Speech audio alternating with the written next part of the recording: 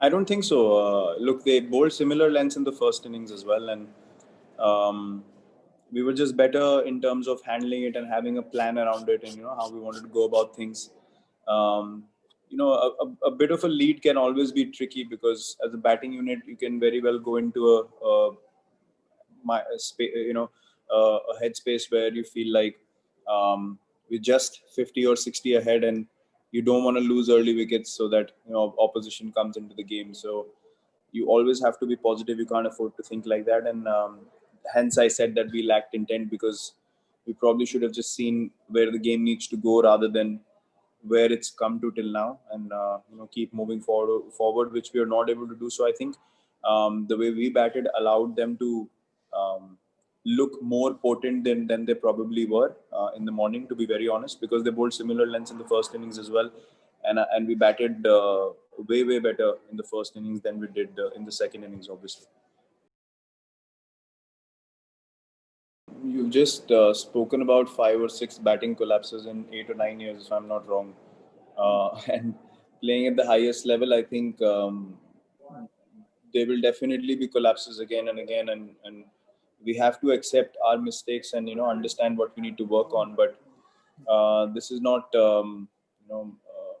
club level cricket. I mean, obviously there's a lot of pressure involved at different stages, and as batsmen we take a lot of pride in doing the job for the team, and we definitely don't feel like we're vulnerable to getting bowled out so cheaply, and we are vulnerable for a collapse on a regular basis. So I don't think it is anything alarming.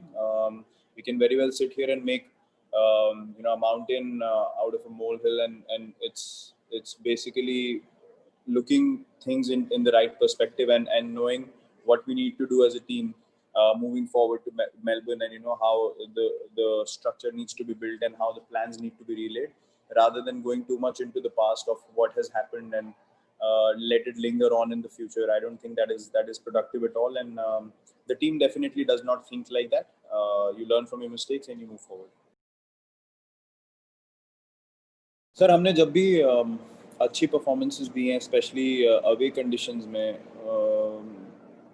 आप team का plan ज़रूर बना सकते हैं, but individually जब लोग ground पे उतरते हैं तो उनका माइंडसेट कैसा है वो बहुत ज़रूरी होता है। तो I think at an individual level आपको ग्राउंड पे सोच के उतरना पड़ेगा कि आज मुझे किस तरीके से खेलना है, या तो मुझे गेम को आगे लेके जाना है, या मेरे को बिल्कुल ही सॉलिड खेलना है। डिफेंसिवली आप बहुत साउंड हैं, आप बहुत कंफर्टेबल फील कर रहे हैं। तो हिस्टोरिकली मैं आपको यही बता सकता हूँ कि जब भी मैंने भी इन सिचुएशन में बैटिंग करी है, जब भी हमने अच्छी बैटिंग करी है, तो इंडिविजुअली मैं अपना प्लान ज़रूर लेके गया हूँ दिमाग में कि अभी ये सिचुएशन में अगर हम 30 या 40 रन जल्दी बना देते हैं तो गेम आगे चलेगा। उन चीज़ों से काफ़ी फ़र्क पड़ता है। तो एज मच एज आप टीम प्लान बना लें, लेकिन ये ज़रूरी मोमेंट्स में हमेशा इंडिविजुअल्स को ही सही माइंडसेट रख के आगे बढ़ना पड़ता है, और उसी उसी से हमेशा मैच जीत की तरफ जाता है। और अगर आपका माइंडसेट ठीक नहीं है, और जैसे मैंने बोला कि लैक ऑफ इंटेंट था आज हमारा, उसमें ऑपोजिशन को अगर वो सेंस हो जाता है तो फिर वो आपको कंप्लीटली प्रेशर में डाल देते हैं, जो एग्जैक्टली जो आज हमारे साथ हुआ। तो आई थिंक वो इंडिविजुअल्स को ही माइंडसेट अपना क्रिएट करना पड़ता है कि आप टीम की पोजीशन देख के अपने माइंडसेट के हिसाब से गेम को कैसे आगे लेके जा सकते हैं।